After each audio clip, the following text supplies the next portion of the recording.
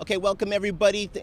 Thank you for being here today, and thank you so much to our honored guest, Christina Baldwin, who is the Assistant Vice President for the Property Casualty Insurers Association of America, for being here as well.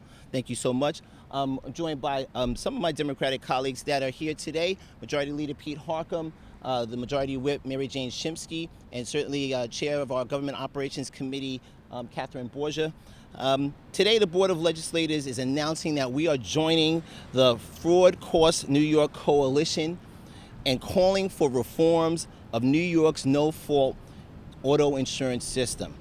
It's time to stop auto insurance fraud and the lawsuit abuses that drive up costs for the millions of consumers and the cost for New Yorkers, and it costs our consumers millions of dollars annually.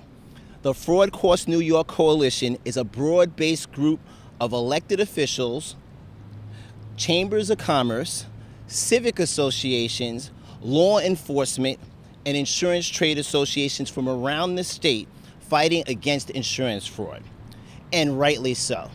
In 2010, the state's outdated and broken insurance system cost the New Yorkers, the state of New York, and New Yorkers more than $385 million.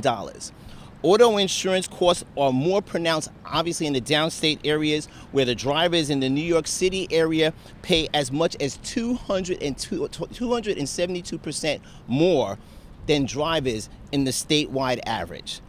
In Westchester, no-fault insurance fraud costs drivers nearly $36 million a year, a cost that amounts to a fraud tax, which affects every driver in Westchester County. At the individual level, it means that each driver in the county is paying roughly $60 more a year for insurance due to no-fault insurance fraud and abuse.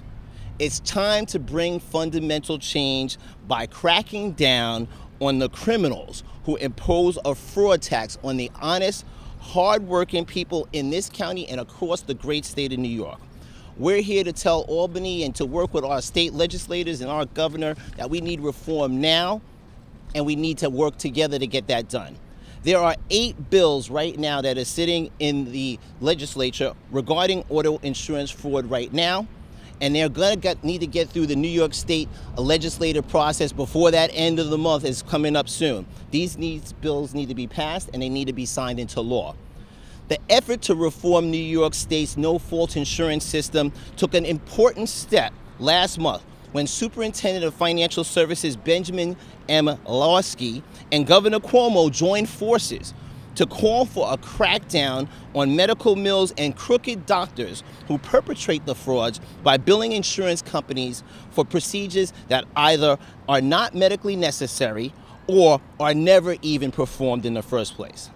Now, our state legislature must follow the lead of Governor Cuomo and Superintendent Lawsky and take the fight for reform of New York's no-fault insurance laws to the next level.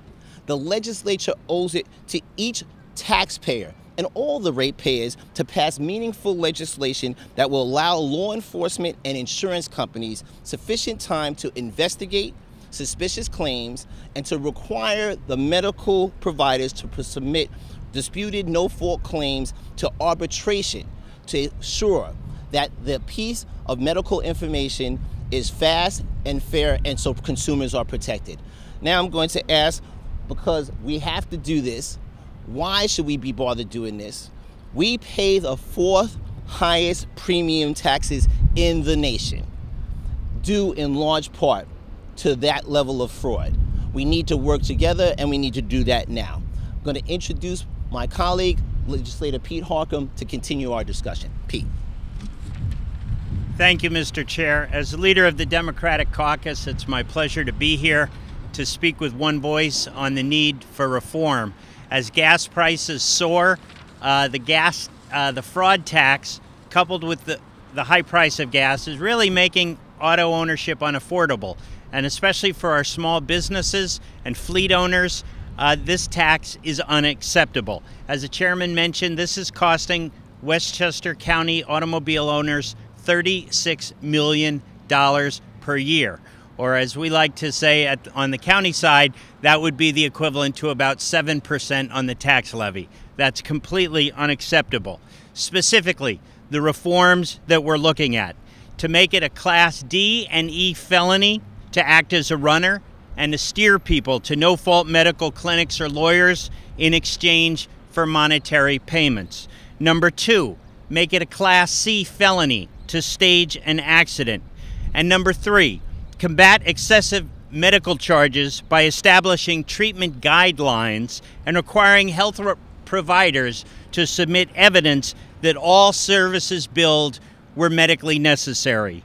And finally, we do want to modify the 30-day rule to allow more time for investigation into suspicious claims. We need these reforms this session. We need them now. And it is now my pleasure to introduce the Majority Whip, Legislator Mary Jane Shipsky. Forgive me. Thank you, Pete, and good afternoon, everyone. No-fault auto insurance fraud in New York State is simply out of control. This type of fraud not only steals hard-earned dollars from New York's working families, but it also poses a real threat to public safety. All too often, innocent drivers and bystanders are seriously injured or even killed as a result of runners who stage phony auto accidents and steer unsuspecting victims to medical mills, where the goal is to turn an illegal profit, not to provide patient care. The state legislature must act now to give law enforcement the power to stiffen felony charges for criminals who stage accidents and the necessary tools to investigate and prosecute suspicious claims. According to the New York State Insurance Department's 2010 annual report on health insurance fraud, there were 12,807 reports of suspected fraud involving no-fault insurance, or 88% of the total number of healthcare-related reports received. The report says that common types of healthcare fraud include billing for services not rendered, performing medically unnecessary treatments, filing claims for non-existent injuries, and even staging auto accidents. In addition, a recent Insurance Research Council study found that in the New York City area, about 1 in every 5 no-fault auto insurance claims closed in 2010 appear to have elements of fraud. At this time, I'd like to call the Chairman Jenkins back to the podium. Thank you so much. At this time, we need to make sure that we're reforming New York State's no-fault auto insurance system because it's long overdue. And here in Westchester County, and as some folks like to call it the golden apple, we're watching as the practice that happens so much and so frequently in the city of New York is creeping up into our great county. We need sensible reforms that maintain protections for individuals that are seriously injured, but severely penalize those individuals who are criminals who feed off the current system. I urge Albany to act now on behalf of all New Yorkers. It's a privilege for me at this time to introduce Christina Baldwin, who is the Assistant Vice President for Property Casualty Insurers Association of America. Christina. Thank you very much. And on behalf of the Fraud Costs New York Coalition, I'd like to thank the Westchester County Board of Legislators for taking a strong stand on this important issue. New York City is the capital of no-fault fraud. Just at the end of February, the biggest no-fault fraud bust in history anywhere was announced. Almost $300 million, an indictment of 36 people engaged in this organized crime ring. And we see that commonly in New York City, and it's, as was previously said, it's resulting in New York City drivers paying 272% more than the statewide average for no-fault auto insurance. But, as was previously said, that problem is creeping up to Westchester County, and we need changes in the law to reform the system so that insurers have the tools that they need to assist law enforcement in fighting no-fault fraud and so that law enforcement has the penalties that they need to get tough on the criminals who are stealing from New York drivers and imposing a fraud tax on all New York drivers. Thank you. Thanks, Christina. So at this point in time, again, it's so essential that this particular set of legislation, those 8 laws get passed at this moment in time before this session is over. You know, there's certainly election year for our state legislators, and there's significant business that has to be conducted. This is imperative and it needs to be done. So we're happy now to take some questions from John and anyone else. So come on up, Christina.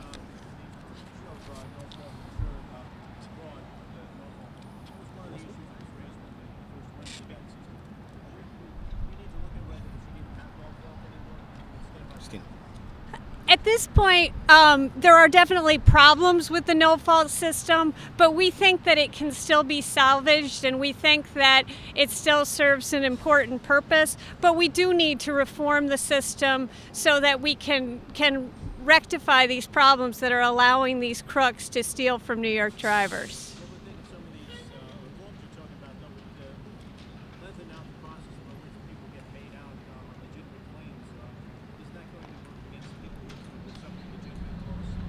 No, it really won't lengthen the process for injured drivers. We definitely don't want to see that. Right now, all of the claims are assigned to healthcare providers, so the injured person is getting the treatment, they're getting it promptly, and that wouldn't change with our reforms. These reforms are really just targeted at going after these organized crime rings who are, oftentimes these are medical mills where there isn't even a doctor on the premises, and they're just billing insurance companies for fictitious or unnecessary treatments. So generally we're not talking about the legitimate doctor treating the legitimately injured person. These are organized crime rings where there's often no medical treatment rendered at all. Yeah, John, but there's a scenario that happens right now where folks are basically are utilizing this, again, as their job. It's organized crime, right? So folks are really staging these accidents. We've seen so many examples of that. The $300 million bus that Christina mentioned earlier is just one of those examples. When you have something at that higher level, you know that there's a lot of that happens all the time, and whether it was chiropractic charges or charges that just didn't exist at all, we all pay for that. So that's why it's so essential to do that, and we're partnering with the association helps us to really make sure that the people that really are injured, that need the support, get that support as quickly as they need. They get treated right away for that particular thing. It's about the cost getting reimbursed to those doctors. So this is not going to slow down that particular process. It will not slow down that person that is legitimately hurt. But you'll be able to see these things where people have staged accidents, and whether they're here in Westchester or creeping up from Westchester from the Bronx or from Brooklyn, where there's a lot in Brooklyn, Queens, and Manhattan, we have to really take care and get this issue solved. So, other questions? I have one last quick point. Sure. Just to put into perspective, I started to do that before. $36 million is the cost to Westchester drivers and insurance policy holders. And I raise that again because we in county government have been striving to hold taxes down and even cut taxes. Local municipalities are dealing with a 2% tax cap.